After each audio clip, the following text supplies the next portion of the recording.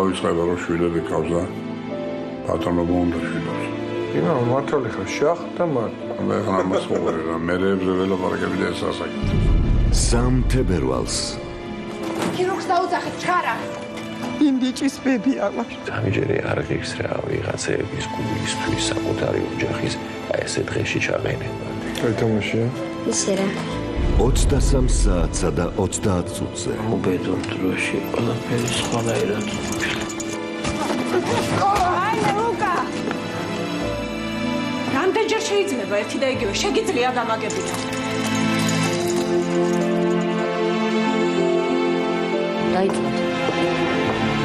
დაიწყეთ ოპერაცია.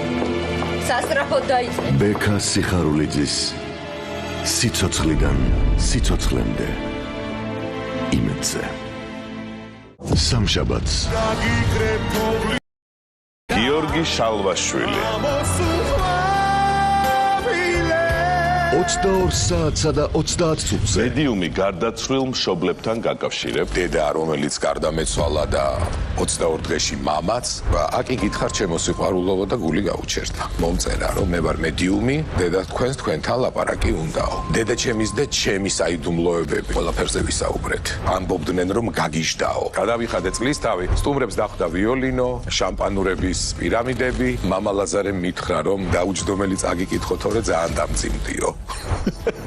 პლასტიკურ ოპერაციას კინაღამ შეეწირა. გული გამიჩერდა. წონის დაკარგვასთან ერთად საყვარელი მაყურებელიც დაკარგა. გაძვალტყავებული სიფათიოა ეს სიტყვები მოგწირა და დამბლოკა. მუზა საკუთარი ნებით დათმეთ. თუ გიყვარვარ, ჩვენ უნდა დავშორდეთ. მე შენ ძალიან მიყვარხარ თქო და წავედი. სიცრუის დეტექტორი იმედზე.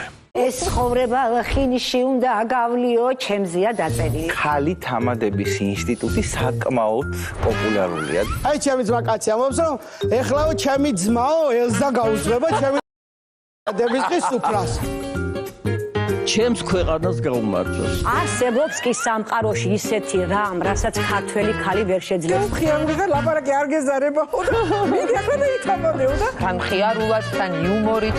აი ასეთ თავგანწირვას გაუმარჯოს. ეს შენი მთა და მოხატული შენი მდელოა და მე ვითამადე ორჯერ.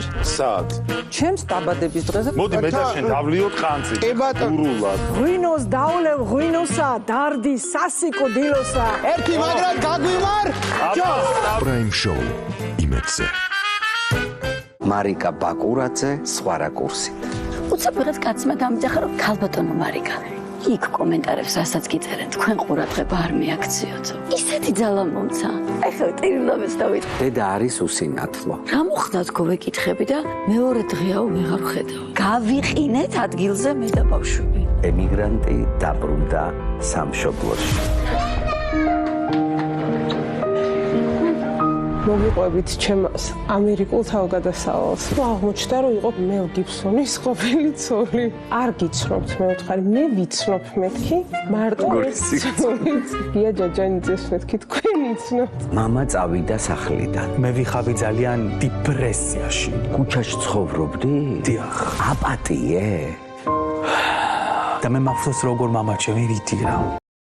იმართე მამას. სხვა რაკურსი იმედზე.